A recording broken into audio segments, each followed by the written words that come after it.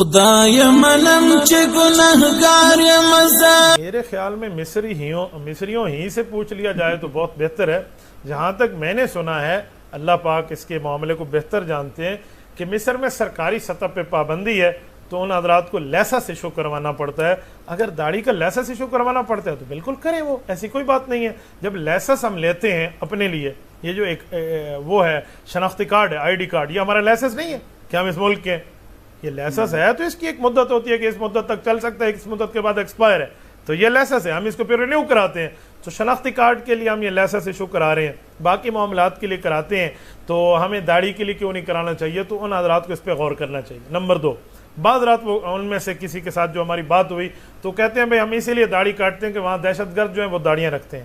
تو ان میں سے ایک بندے کو میں نے کہا کہ میرے بھائی، دہشت گرد تو کلمہ بھی پڑھتے ہیں، دہشت گردی ان کی غلط ہے، میں کنڈیم کرتا ہوں، لیکن کلمہ بھی پڑھتے ہیں.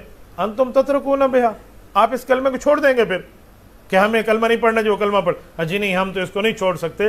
تو داڑھی مبارک کے لیے ایسی بات یہ بالکل غلط ہے، یوں نہیں ہونی چاہیے.